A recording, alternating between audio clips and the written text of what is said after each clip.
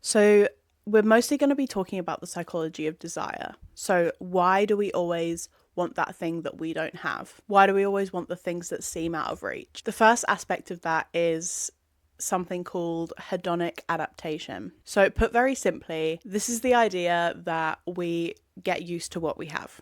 We get used to what we've always had, or in psychological terms, we get used to the continuous emotional stimuli of those things that we have because we see or hear or experience those things every single day. Or for physical aspects of ourselves, we've had that our whole lives. So we get used to that emotional stimuli that brings us when we look in the mirror every day. Hedonic adaptation says that over time, we get so used to that emotional stimuli that our brain starts to crave something new, something novel.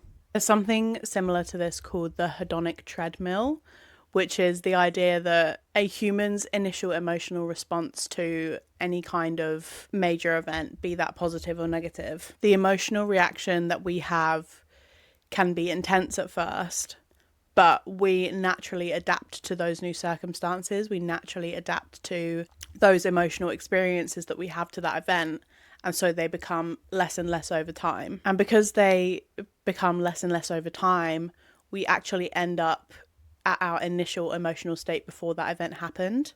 And that then becomes our baseline again. And then hedonic adaptation says that when we get used to that baseline, we then crave something new and novel to experience. The second psychological phenomena that I have is the grass is always greener effect. I'm sure at some point in your life you've heard the phrase grass is greener. And it's the idea that it's always easier to fantasize and fantasize and romanticize those things that we don't have because we haven't experienced the downsides to having those things. I suppose with physical attributes, those downsides would be that we would feel the exact same as having what we have now because we'd be so used to it. That hedonic adaptation would be the same. You just get used to what you have over time and then you want something new. I suppose all of these things can be related to both physical appearance and life experiences. Another arbitrary example that I'll use from personal experience, people that have straight hair want curly hair and people with curly hair want straight hair. We don't realise the downsides of having either of those things.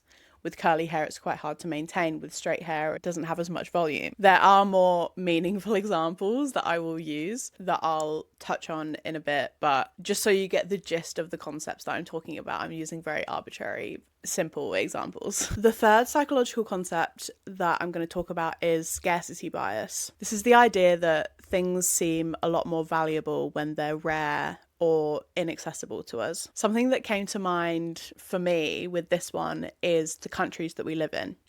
So I've actually been living in Australia for 7 to 8 years now, but I was born and grew up in the UK until I was 18. When I first moved to Australia, I was like, oh my God, there's going to be so much sun. It's going to be warm all the time. We're going to be able to go to the beach and because I never experienced that living in the UK because it's rainy and cold for a lot of the year.